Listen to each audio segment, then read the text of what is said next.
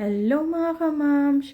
So for today's video guys, ayan, ituturo ko naman sa inyo kung paano magpalit ng background ng ating messenger. Ayan, nakikita nyo naman, ganyan ang magiging background ng inyong messenger kung nagsasawa na kayo sa color na kung nagsawa na kayo sa white, blue, or any color. Ayan, so lagyan natin ng kulay ang inyong messenger. So, let's go na! Okay, punta tayo sa ating Google. Tapos, i-search natin ang Wall Pansy. Ayan, Wall Pansy Live Wallpaper Maker. Ayan. So, ayan ang ating isi-search. Ayan, nandiyan sa taas. Wall Pansy Live Wallpaper Theme. Ayan. So, download natin yan. Ayan, download. Tapos, ayan, pag okay na, na-download na natin. Install na. Ayan, installing na.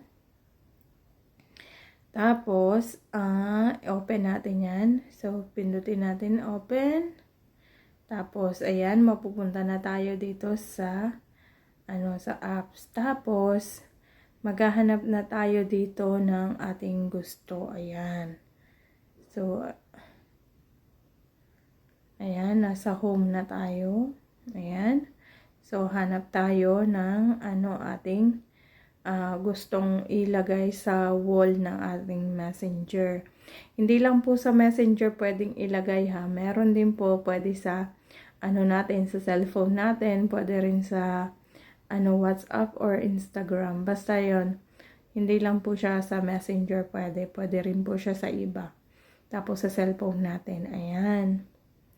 Tapos, ayan. Ito, tinry ko to. Itong butterfly.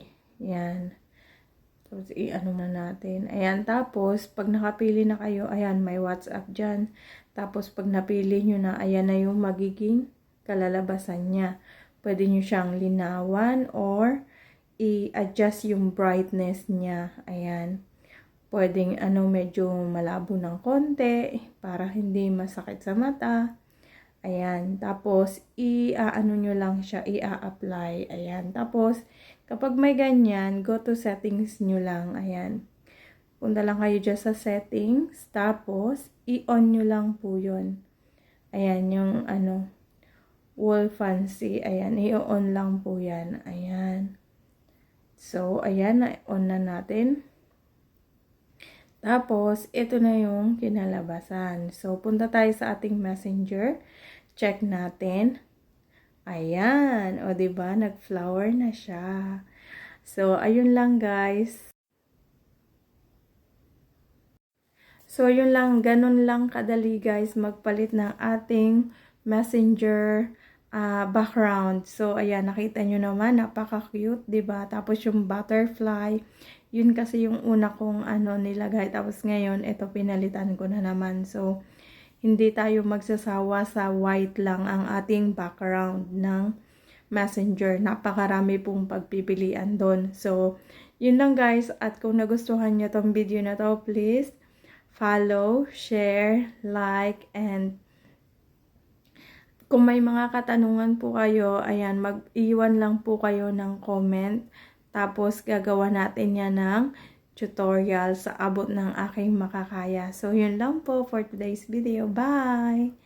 Thank you for watching!